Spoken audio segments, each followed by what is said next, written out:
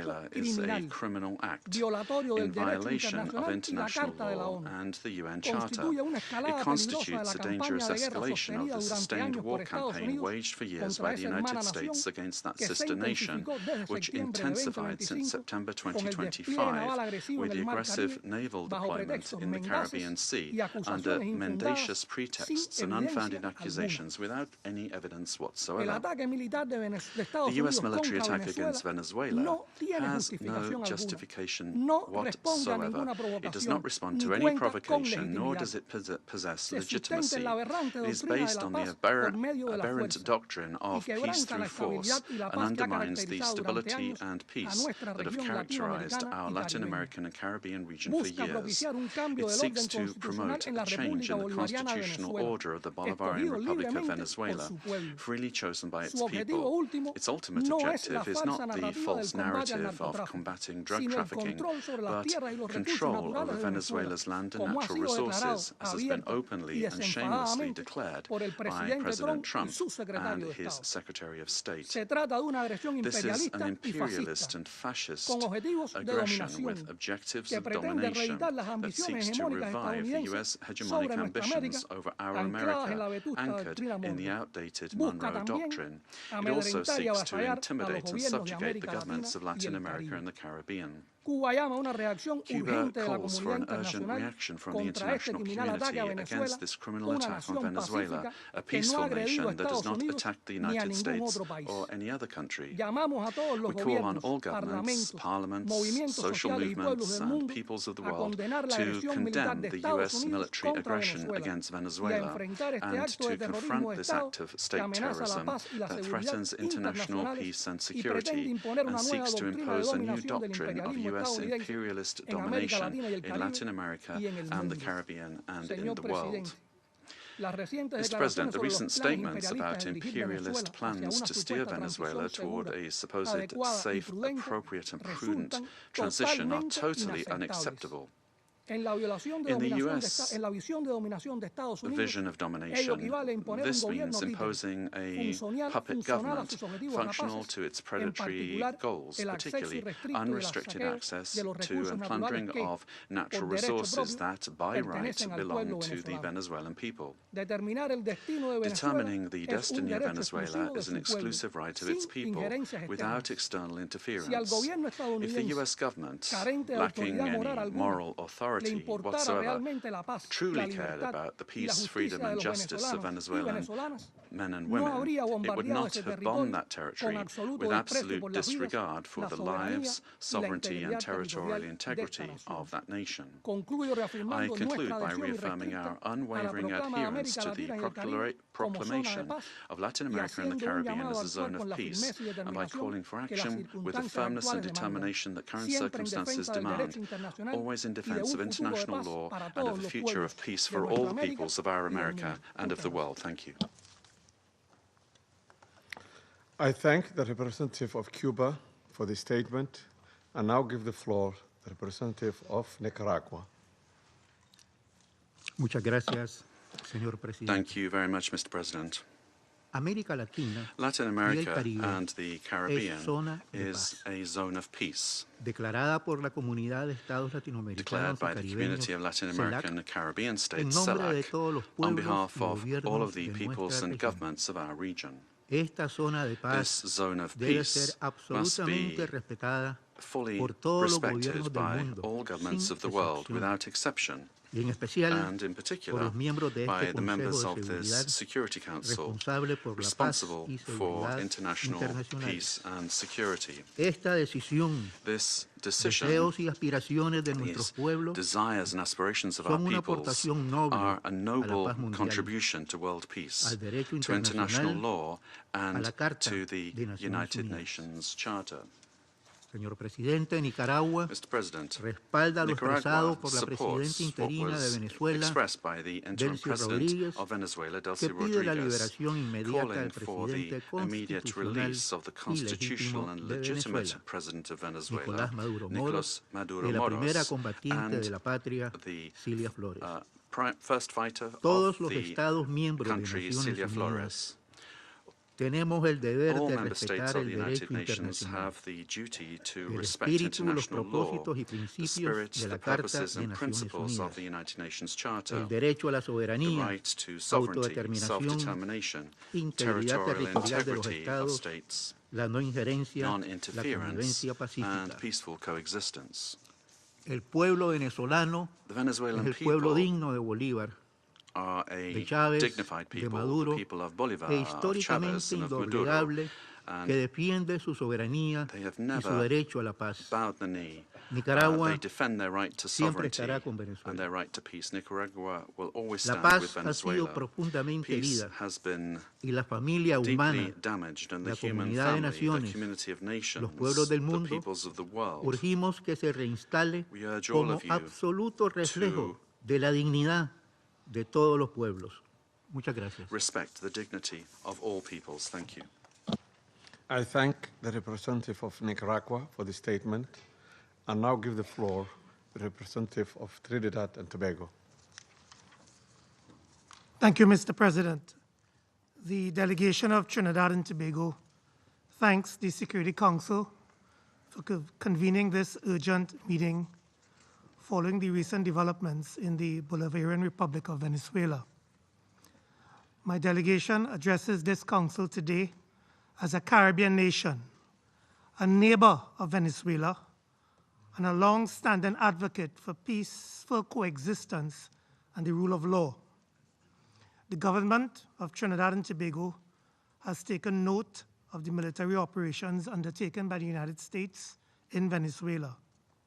We remain committed to cooperative efforts led by the United States to disrupt and dismantle networks that enable transnational crime across the Americas, whose activities have had debilitating effects on the security and stability of the region. Trinidad and Tobago remains steadfast in its support of the United States of America's initiatives that strengthen regional security, reinforce the rule of law, and safeguard the well-being of our societies, the Americas. The government of Trinidad and Tobago, while valuing its long-standing and robust partnership with the United States, remains equally committed to maintaining a constructive and respectful relationship with the Bolivarian Republic of Venezuela, and continues to uphold peaceful relations with the people of Venezuela.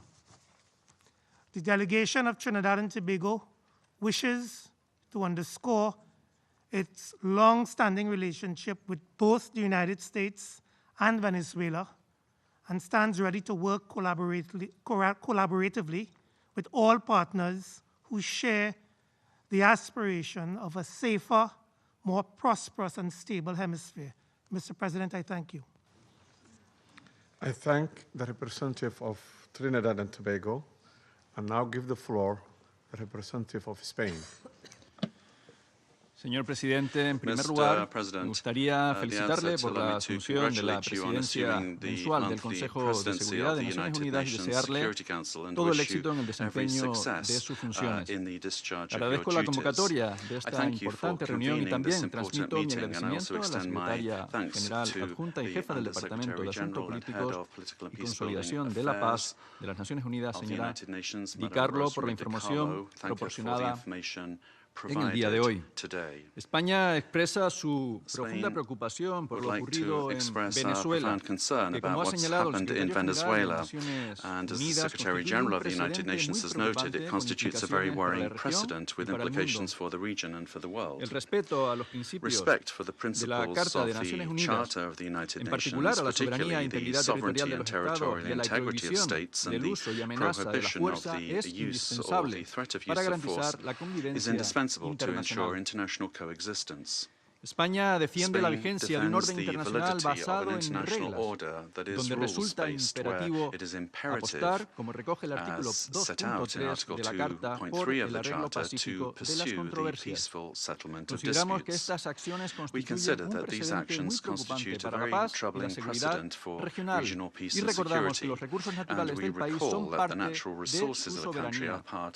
Compartimos que la lucha contra el crimen organizado en la región es una prioridad, Pero priority, esa lucha but solo puede that fight hacerse can mediante la only be cooperación waged through internacional. international cooperation. Compartimos también que es We prioritario also defender share the los view derechos that humanos it is y a las libertades priority públicas to en Venezuela. defend human rights and España quiere fundamental trabajar freedoms por la in paz, la Venezuela. estabilidad, la Spain democracia, seeks el to work for progreso, peace, stability, democracy, y la progress justicia and social social. Y eso no justice, puede venir and impuesto that por la cannot fuerza. be imposed by Eso force. solo puede venir a It través can de un only diálogo come through extenso entre broad venezolanos, dialogue among con una Venezuelans, solución leading venezolana to a pacífica y peaceful and democrática, democratic que sea la Venezuelan voz del pueblo solution. venezolano It la must que be the marque el voice of the destino Venezuelan de people that Venezuela. determines the destiny of España no Venezuela. reconoció el resultado de las Spain últimas did not elecciones celebradas recognize en the Venezuela results en of the julio most de recent elections 2024 held in y ha Venezuela sido in July contundente su condena de cualquier 2024 violación y and has been amenaza a los derechos unequivocal in humanos. condemning any Ha violations dado and threats to protección a human aquellos líderes rights. opositores We que have han sido provided perseguidos protection y ha to mostrado opposition un firme leaders who have rechazo been a cualquier persecuted conducta and have antidemocrática expressed y firm abuso rejection contra la of any ciudadanía. undemocratic conduct Pero esta and condena abuses solo against puede the ejercerse desde citizenry. el respeto But a la such legalidad condemnation can only be internacional. exercised with full respect for España international law. trabajará por unir a los Spain venezolanos will work to unite y venezolanas Venezuelans, y apuesta por men el and diálogo y la women, paz, and porque is la fuerza committed to dialogue jamás and peace because trae force más never democracia. brings Gracias, more señor democracy. presidente. Thank you, Mr. President. I thank the representative of Spain, and I now give the floor to the representative of South Africa. Thank you, Mr. President. We wish to congratulate the Federal Republic of Somalia for assuming the rotating presidency of the United Nations Security Council for the month of January, and wish you and your delegation all the best in the execution of your responsibilities. We also wish to thank you for convening this debate and affording all UN member states to participate, because the situation in Venezuela concerns all UN member states, given its implications for the credibility of the UN Charter and international law. Mr. President, integral to the maintenance of international peace and security since the establishment of the United Nations is the understanding that no nation can claim to be legally or morally superior to another. We are all nations born out of different histories and contexts, ascribing to the common values and principles enshrined in the Charter of the United Nations. Chief amongst these principles is the sovereign equality of all its members. By signing the Charter, we have all committed to settle our international disputes by peaceful means in such a manner that international peace, security, and justice are not endangered. We have also committed to refrain in our foreign relations from the threat or use of force against the territorial integrity or political independence of any state, or in any other manner inconsistent with the purposes and principles of the United Nations. The International Court of Justice has also previously affirmed that international law prohibits the use of force and intervention in another state's affairs. Due to the shortcomings of its predecessor, the League of Nations, the UN was created to prevent countries from resorting to conflict, to settle disputes, and prohibit the use of force unless it is done in a legally prescribed manner. In doing so, the UN has played a pivotal role in ensuring peaceful existence amongst nations, including in ending the colonial subjugation by powerful countries over others, underpinned by respect for the equal rights of nations, large and small, and respect for the principle of equal rights and self-determination of peoples. Joining the organization and committing to its principles afforded protection to many of us, with the supposed assurance that no longer would one nation be seen as inferior to another. Unfortunately, when countries ignore the Charter and act contrary to its central premise, it undermines the credibility of the entire system in which we all undertake our international relations. The stability of the international system depends not only on the respect, but on the consistent application of these established legal norms. We all benefit from a rules-based international order based on international law. When we break those norms, we invite anarchy and an environment where might makes right, ignoring the complexity of interrelations and interdependence in our modern world. Mr. President, the unilateral military strikes carried out by the United States of America against Venezuela and the abduction of President Nicolas Maduro and his spouse from Venezuelan territory for transfer to the United States wantonly violates the sovereignty and territorial integrity and independence of Venezuela.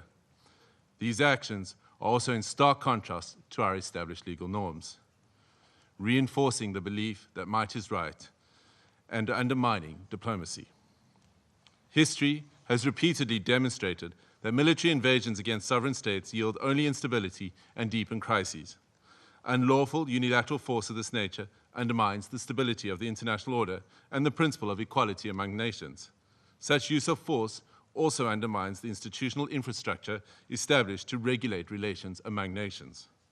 We have seen examples of these in Libya, Iraq, and countless cases in Africa where foreign interventions and interference create security crises and undermine national governance institutions cultivated through nuanced and complex national contexts. South Africa stresses that allegations of internal governance challenges, human rights concerns, or acts of criminality by a head of state cannot justify a breach of the Charter's prohibition on the use of force, particularly Article 2.4 of the Charter. The peaceful resolution of disputes and internal matters must proceed in accordance with international law and through multilateral mechanisms. Additionally, under international law, a state has exclusive jurisdiction over persons and conduct within its own territory. Any enforcement of domestic law, including arrest by one state within the territory of another state without the state's consent, is an unlawful violation of sovereignty. There are recourse mechanisms at the disposal of states to implement international law. This includes taking action by bringing a case before the International Court of Justice or seeking action from the Security Council. We note the statement issued by a group of concerned countries, mainly those in the Latin American region, most affected by the developments in Venezuela, which reiterates that the situation in Venezuela must be resolved exclusively through peaceful means, through dialogue, negotiation, and respect for the will of the Venezuelan people in all its expressions, without external interference and in accordance with international law. Mr. President, each one of our countries, including our peoples, that are members of this organization and that are bound to its charters, have the right to determine our own democratic and political path. This inherent charter-given right to self-determination cannot and should not be abrogated. If we do not stand up for the sovereign rights of any nations or states when they are undermined and wantonly violated, then which one of us are safe or are guaranteed protection by the principles of the Charter and international law? Failure to act decisively against such violations is a tantamount to inviting anarchy and normalizing the use of force and military might as the main form of discourse in international politics. This would be a regression into a world preceding the United Nations, a world that gave us two brutal world wars, and an international system prone to severe structural instability and lawlessness. We cannot afford to proceed into a complex future without the stability and protection afforded by international law. I thank you. I thank the representative of South Africa for his statement, and I now give the floor to the representative of Eritrea. Thank you, Mr. President. Allow me at the onset to congratulate Your Excellency and the government of the Federal Republic of Somalia on assuming the presidency of the Security Council for the month of January. We also extend our congratulations to Bahrain, Colombia, the Democratic Republic of Congo, Liberia, and Latvia on their election to the Security Council. As this is the first Security Council meeting of the year, allow me to pay tribute to the outgoing members, Algeria, Guyana, the Republic of Korea, Sierra Leone, and Slovenia, for their dedicated service and diligent work throughout their tenure of the Council. I read this statement on behalf of the Group of Friends in Defense of the United Nations Charter. The Group of Friends in Defense of the Charter of the United Nations condemns the most unequivocal and categoric manner the act of aggression perpetrated on 3rd January 2026 against the Bolivarian Republic of Venezuela by special forces of the United States of America, which included armed attacks against civilian and military objects in the capital city of Caracas, as well as in various other cities of the Venezuelan territory, and the illegal abduction of the President and First Lady of the Bolivarian Republic of Venezuela, His Excellency Mr. Nicolas Maduro Moros, and Her Excellency Mrs. Celia Flores de Maduro.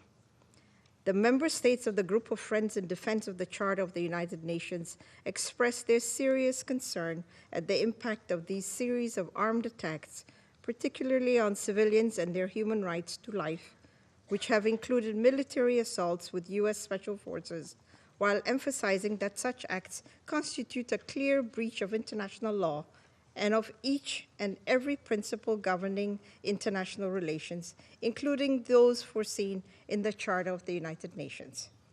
The Group of Friends of the Charter of the United Nations reiterates its firm support to the constitutional government of the Bolivarian Republic of Venezuela under the leadership of President Nicolas Maduro Moros, and emphasize the importance of ensuring strict respect for the inviolability of the immunities accorded to heads of states and government under international law, while renewing its unwavering solidarity with the Venezuelan people in their ongoing struggle for defending their homeland, including through the actions it may take within the framework of international law to exercise its inalienable right to self-defense.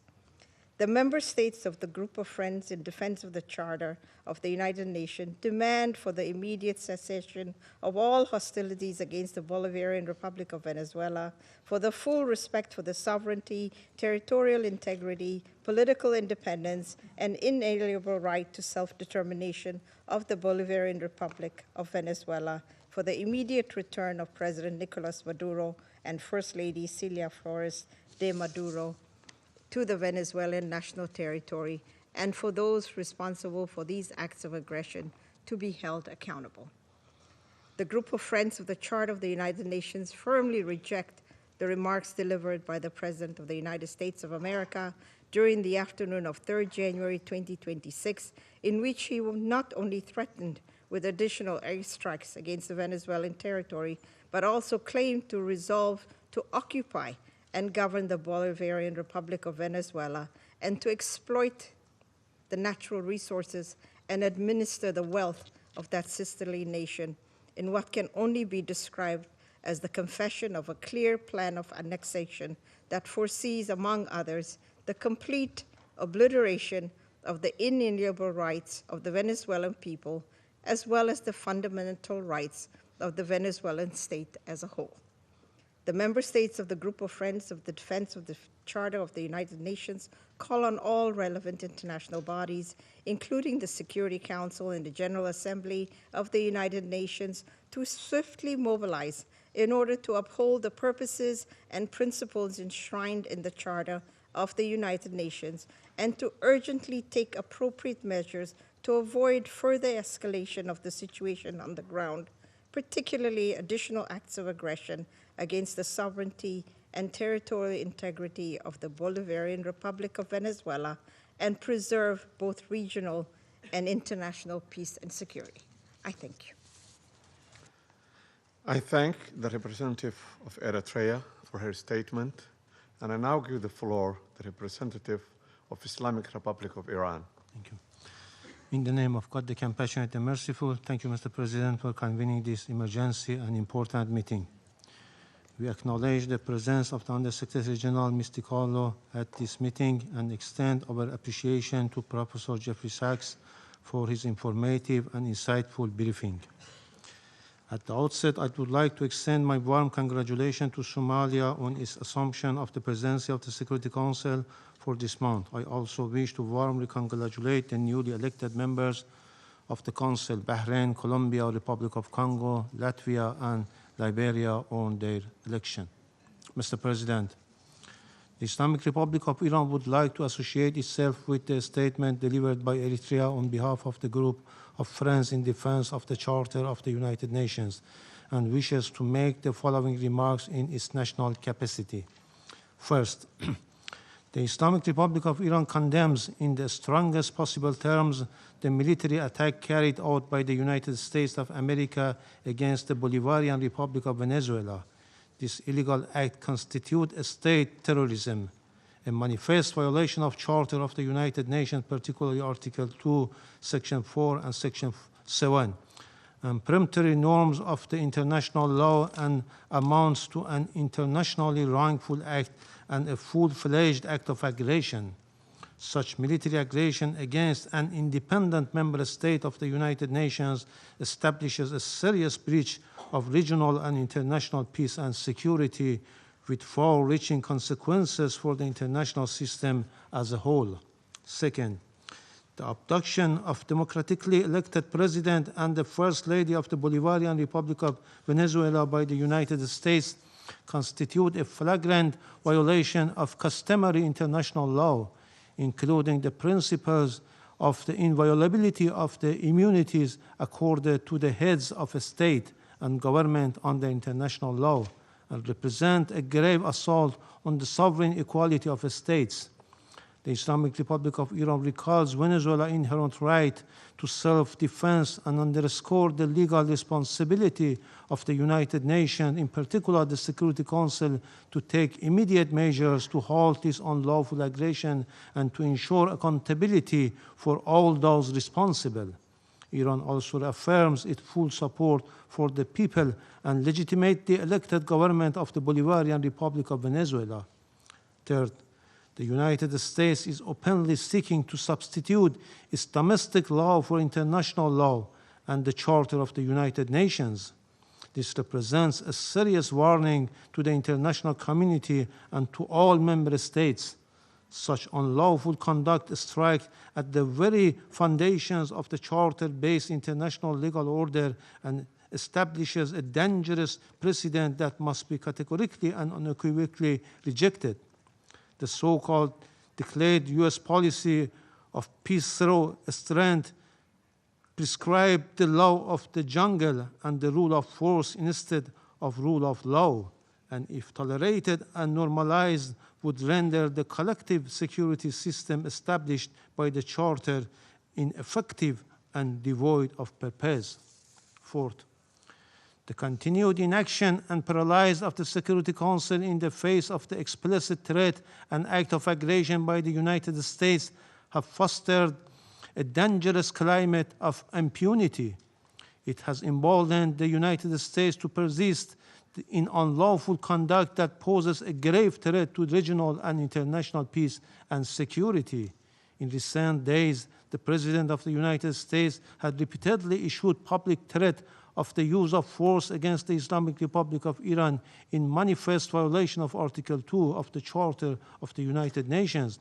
At the same time, the United States is shedding crocodile tears for the Iranian people and hypocritically claims to support them while maintaining a well-documented record of intervention, the use of force, and the imposition of unlawful unilateral coercive measures against Iran.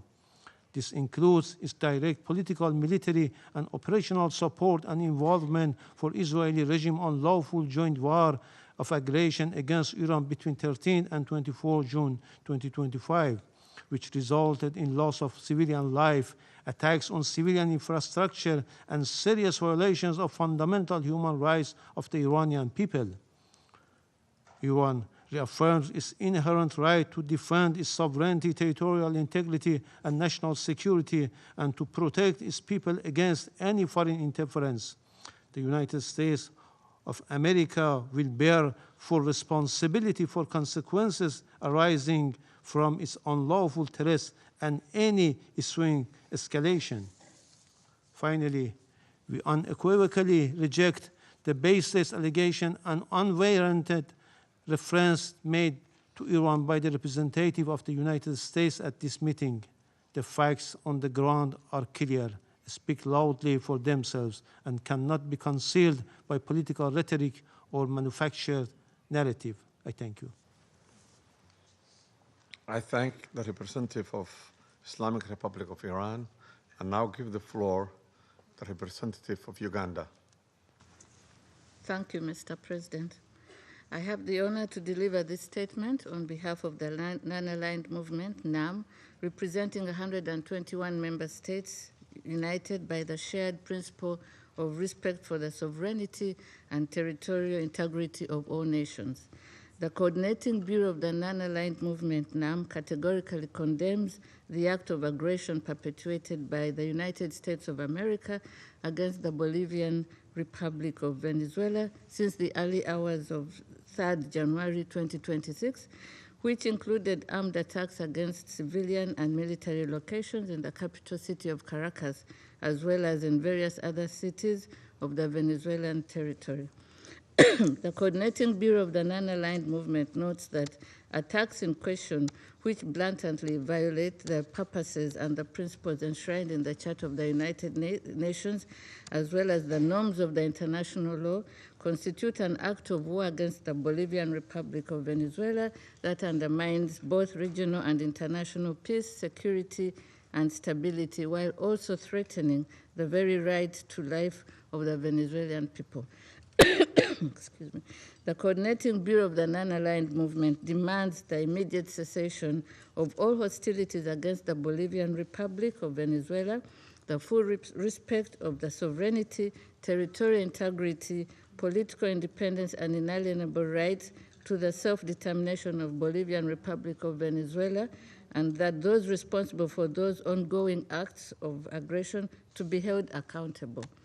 The Coordinating Bureau of the Non-Aligned Movement reaffirms the inviolability of the immunities accorded to the heads of states and government under international law, which constitute a fundamental pillar of sovereign equality, peace, coexistence, and stable international relations. These immunities, firmly rooted in customary international law and consistent with the purposes and principles of the Charter of the United Nations, must be respected universally without discrimination, and any actions or measures that undermine or selectively disregard them risk eroding multilateralism, destabilizing international relations, and weakening the international legal order. Excuse me. Mr. President, the Coordinating Bureau of the Non-Aligned Movement reiterates its full solidarity with the people and government of the Bolivian Republic of Venezuela at this critical time, and insists that military solutions are not viable avenues for addressing any issues that may be of concern between members of the international community. I thank you, Mr. President. I thank the representative of Uganda for the statement.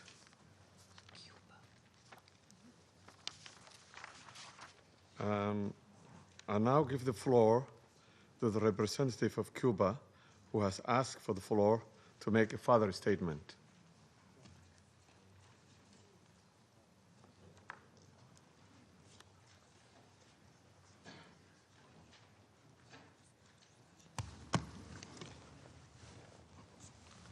Gracias, señor presidente. Thank you, Mr. Señor President. presidente, Mr. President, mi delegación se ve obligada a hacer my uso de la delegation palabra feels it must take para the floor responder a again las to acusaciones respond to the infundadas unfounded formuladas por la delegación de accusations Estados formulated Unidos by the contra Cuba. United States against Resulta Cuba. indignante It que is, quienes han we are protagonizado indignant that those agresiones that have unilaterales led y unilateral violaciones aggressions and sistemáticas del derecho systematic internacional violations of pretendan international law erigirse en jueces de otros estados pretend to soberanos, judge lo other que en una sovereign actitud states absolutamente inmoral with a e totally irrespetuoso immoral e and irresponsable. irresponsible attitude lacking respect. We fundamentally reject the accusations that Cuba has intelligence assets in Venezuela. These kinds of statements lack any factual base and are a clear attempt to take the eyes of the world off the criminal acts of the United States in the region. Cuba strictly respects the sovereignty, independence, and inalienable right of the Venezuelan people to decide their own destiny, as established by the United Nations Charter. Cooperation between both countries is in multiple spheres, has legitimate bases, and is based on bilateral agreements signed by both parties, as has been declared by the revolutionary government. The 32 combatants that fell in terrorist acts perpetrated by the United States were in missions of the revolutionary forces at the request of Venezuela. Those patriots were heroic in their action, showing solidarity with millions of Cubans. These accusations attempt to suggest that Cuba is involved in this way in Venezuela. We categorically reject that. Thank you. I thank the representative of Cuba for the statement. There is no more names inscribed on the list of speakers. The meeting is adjourned.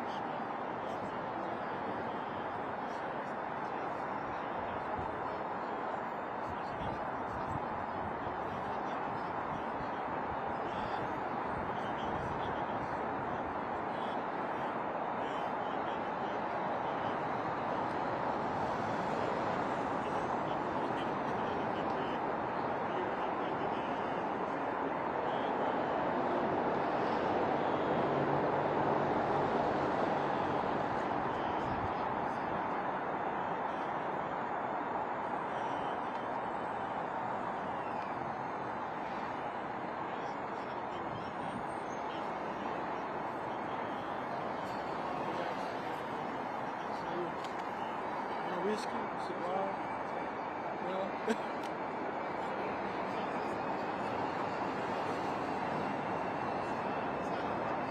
Esse pessoal foi time assim, right? Division, now they got the French one. Is it good?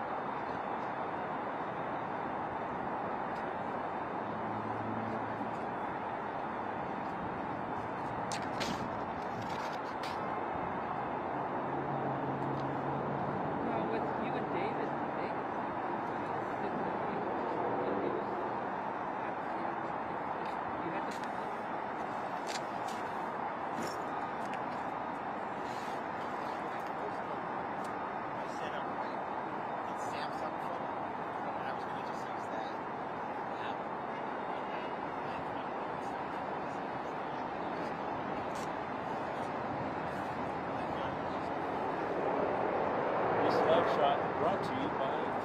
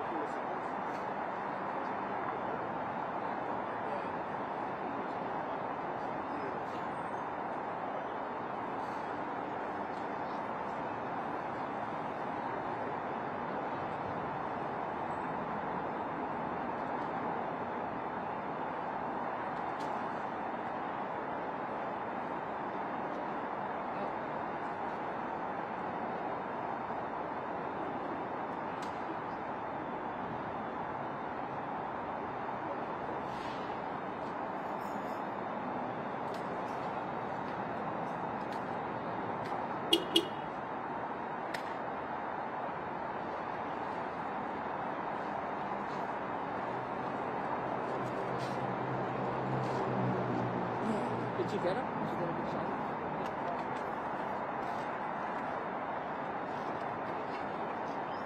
Coming off the plane?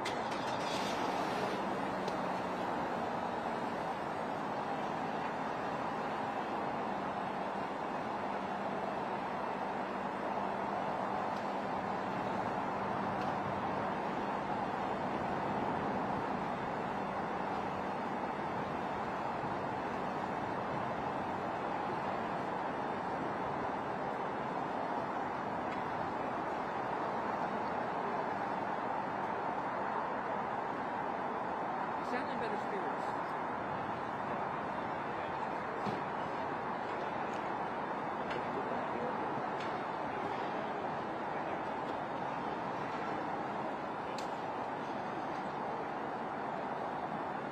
That's why I take this long 2 weeks if I can.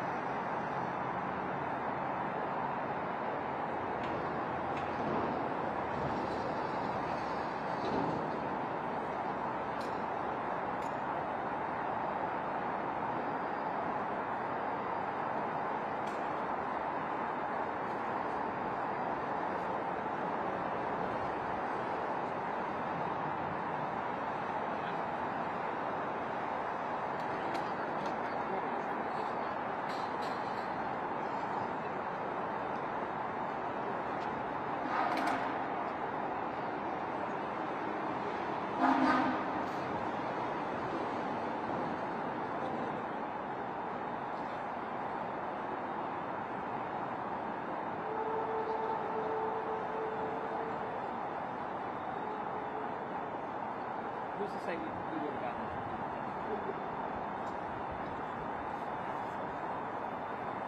And it's fluid. It's not breaking. It doesn't break.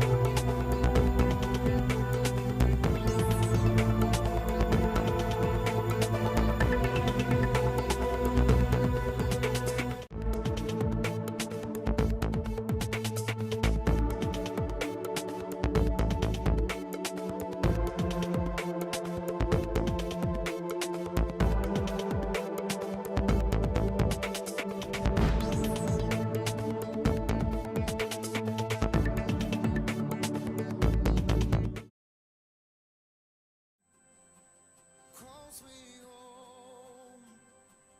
Carving the road, making a path. Here in this moment, right where I'm at, I had to roam to know I'm home. All that I need and all that I want has been here with me all along. I feel it now, I feel it now.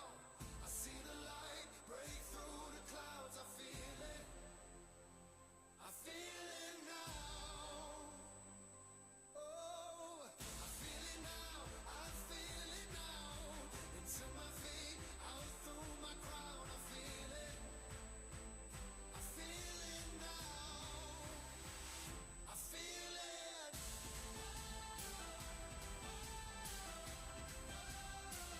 I feel it.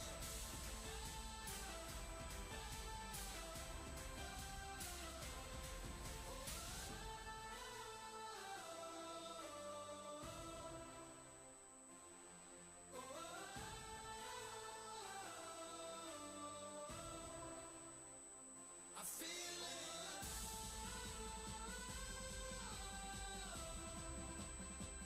I feel it.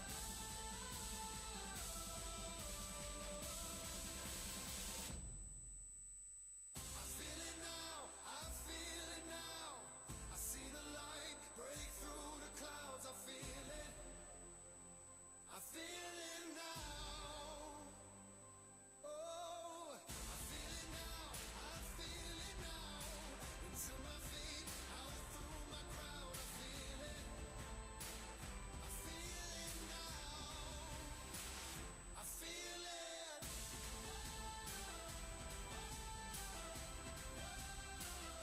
feel it.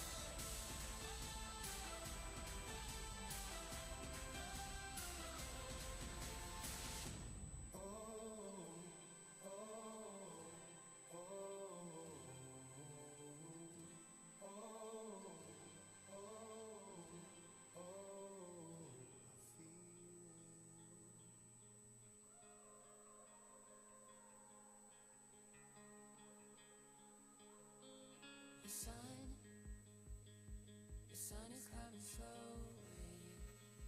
I hold these moments closely, closely now. These waves hit a little harder. I know they're gonna carry me somewhere. Step into the open wide. Watch the future come alive. This is our time. Yours is mine. This is our time. Yours is mine. This is our time. Hearts beat a little faster. Looking for a light ahead that's waiting to be found. The streets get a little brighter. No borders left to keep us anymore. This is our time. Yours is mine. This is our time. Yours is mine. This is our time. Yours is mine. This is our time. Yours is mine. This is our time. Step into the open wide. Watch the future come alive. Tie it up and watch it grow. Run straight into the unknown. At this time, please take a moment to silence your devices. Our event is about to begin.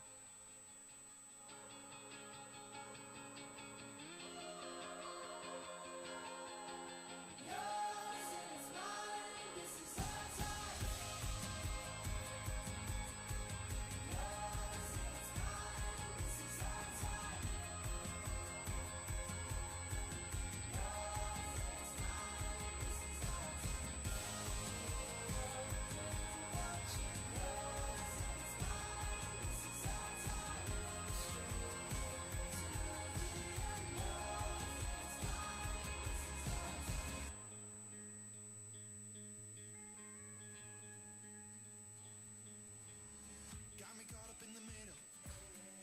simple as a riddle. Try to think of something clever. She's all in my head. She pulling me into trouble. I bought a message from a bottle. Oh, she heating up like the devil. Scares me to hell. When I think about the chance of being kicked into the curb, oh, when it really matters, I can't even say a word. But I'll never really know if all I ever do is wait. It's better late than never to say, hey, hey, hey, hey. The fall is just a risk that I take to get you to remember my name. Time to lay my heart on the line. You know what they say, no guts, no glory.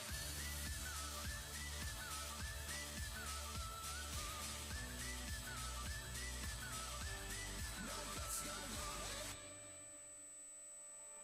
My heart's the only thing I'm hearing, beating in and out of rhythm. Is she feeling what I'm feeling? It's so hard to tell. Please take your seats. Our event is about to begin. Try to keep my head level, I keep it up like trouble, but I'm scared as hell, and I'll never really know if all I ever do is wait. It's better late than never to say, hey, hey, hey, hey. The fall is just a risk that I take to get you to remember my name. Time to lay my heart on the line. You know what they say, no guts, no glory.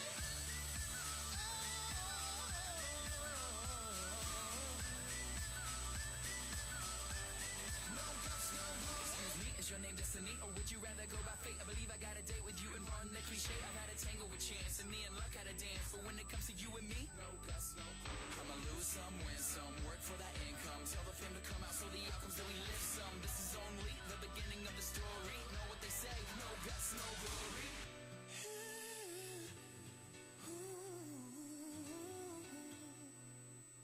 No guts, no guts, no glory. When I think about the chance of being kicked into the curb, or when it really matters, I can't even say a word. But I'll never really know if all I ever do is wait.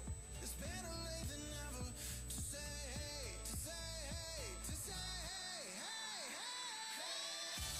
The fall is just a risk that I take to get you to remember my name. Time to lay my heart on the line. You know what they say, no guts, no glory.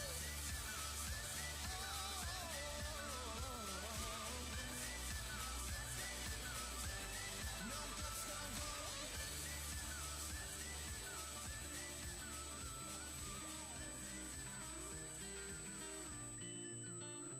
I got a fire in me, you're gonna set to burn. We got a world to see, and all the time to learn. Oh, let's set out on our road. We'll see how far we can go.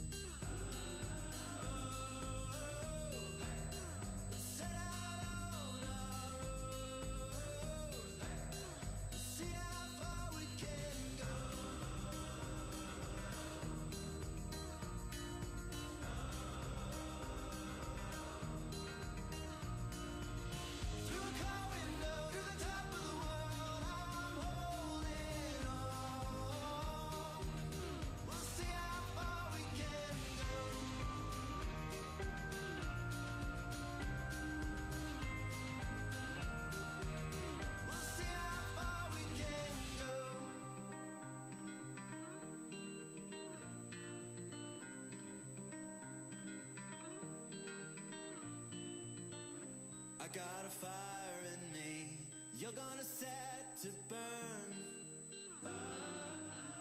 We got a world to see. Now it's our turn. Oh, let's set out on our own. We'll see how far we can go.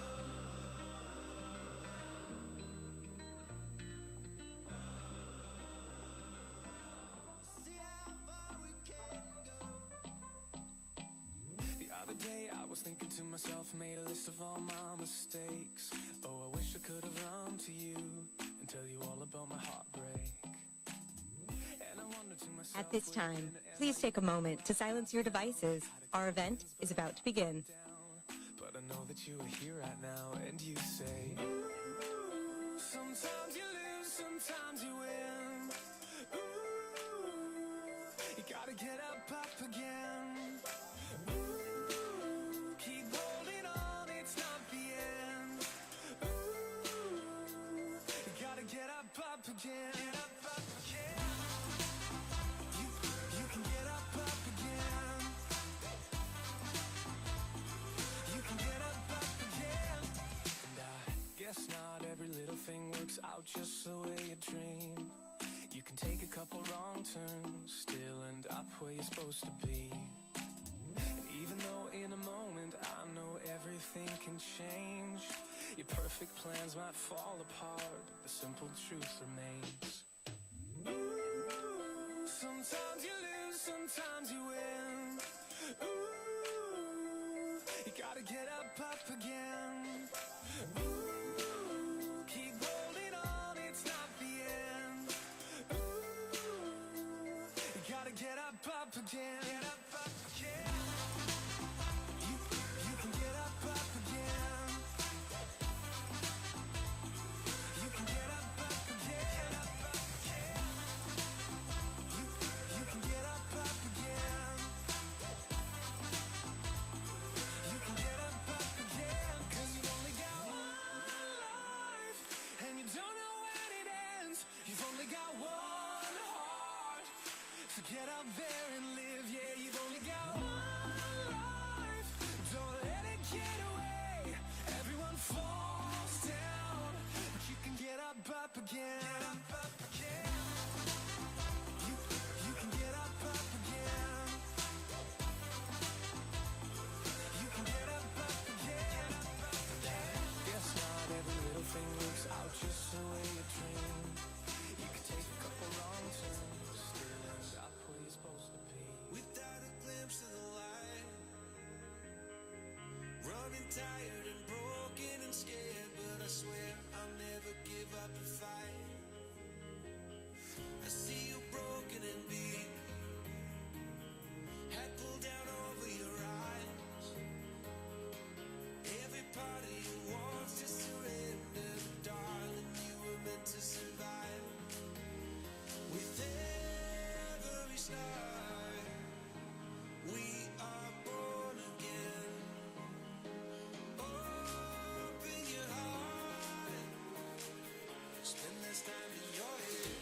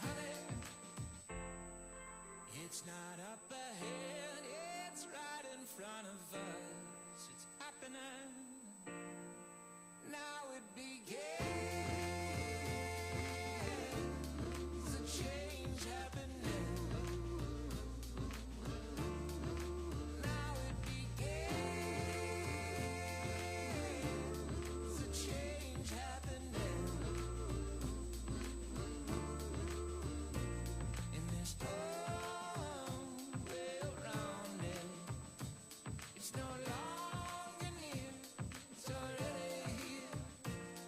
Slowly surrounded. There's no need to fear, it's already here, honey. It's not up ahead, it's here and happening. So be ready. Now it begins. The change happening. Now it begins. The change happening. The change happening.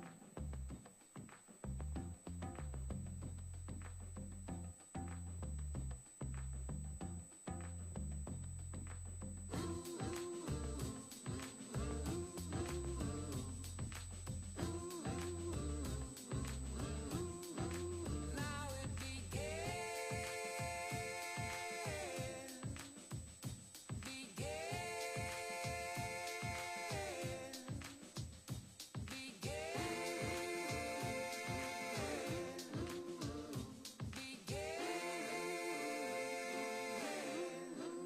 Now it begins. The change happening. Now it begins. The change happening.